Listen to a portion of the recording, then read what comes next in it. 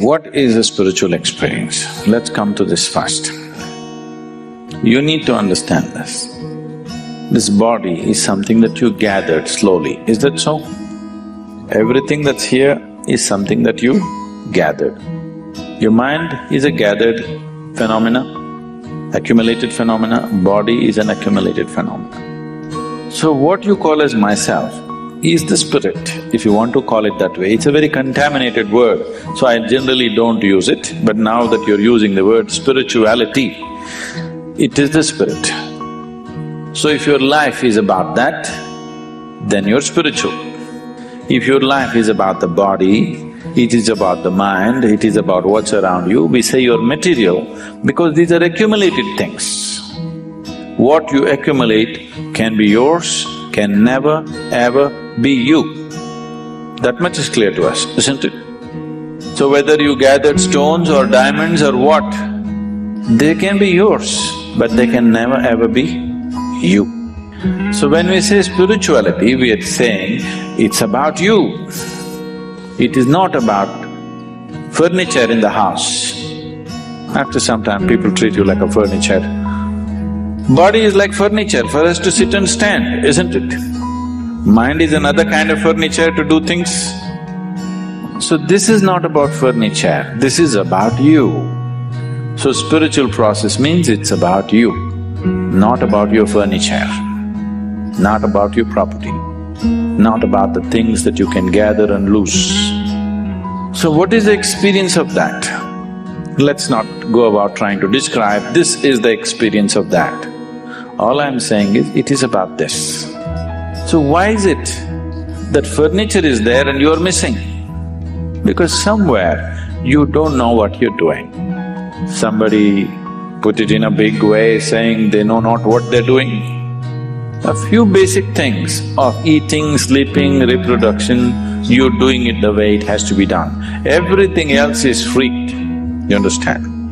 So that is why what is fundamental you, to come into it, say your experience, we have to do all kinds of circus, hang you upside down. If you just do life the way it needs to be done, not the way your society has twisted you to do it, you will see spiritual process is always on. Nobody needs to teach you, nobody need to do anything to you, because that is you. It is not an imported commodity, it is you, isn't it?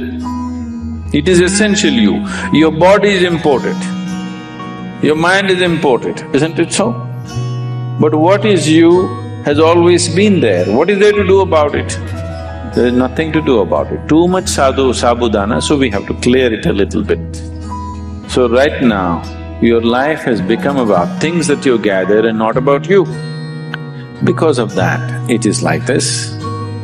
You cannot even talk about it in the world anymore because people are recognized for what kind of car they drive or what kind of clothes they wear, for what kind of makeup they wear, or nobody is recognized for what he is, yes, largely. So, don't make it so complicated. Oh, my spirituality, my experience, my this. Don't make spirituality like you're growing horns. You become simply life. The problem with life is you're trying to be special, so you look stupid. Just be life. You will see this is wonderful. You become a body, you become a mind, you become a society, you become famous, you become rubbish, you became all kinds of things. Just be life because that's all you are and that's all you can be. You cannot be anything else. Forget about all these big jargon, I'm spiritual, I'm this, my spiritual experience, my ordinary experience, there's no such thing. There's just life. Are you on the surface or are you moving towards the core? That's all.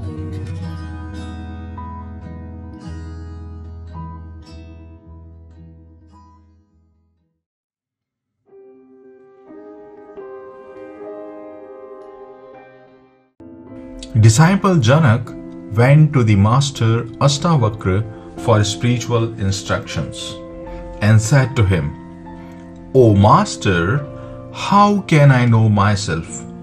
How can the liberation from this body-mind complex be attained?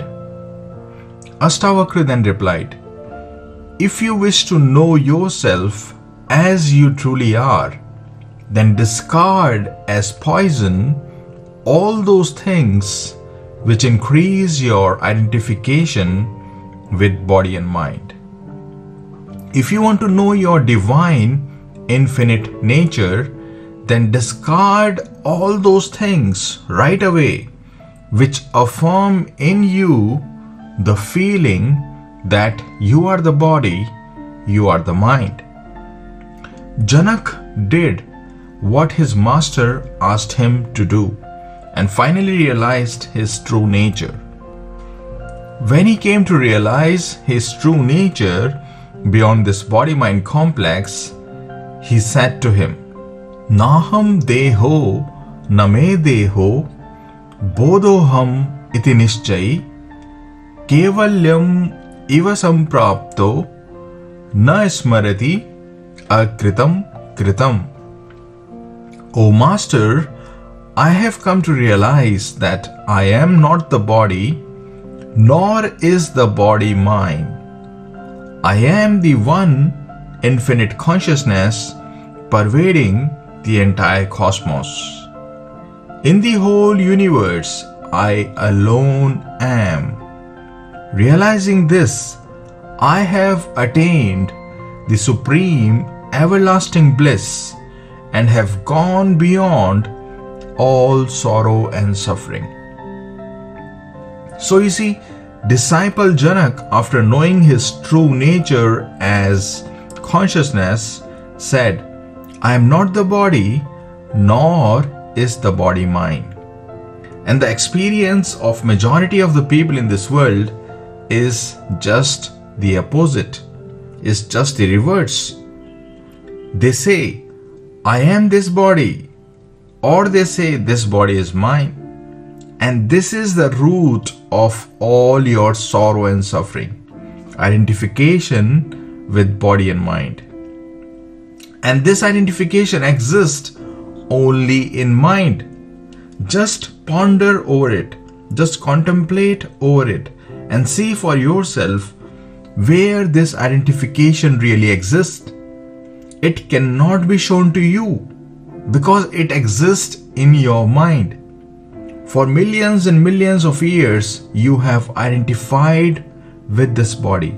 You have identified with the mind. And it is because of this habit, which has continued for ages and ages, you have suffered terribly. And you have been hypnotized into thinking that you are this body-mind complex. Cosmic illusion, which is called Maya in scriptures, has hypnotized you into thinking that you are this little limited self. It has hidden your infinite blissful nature. So what can you do now? What should you do now? Just dehypnotize yourself.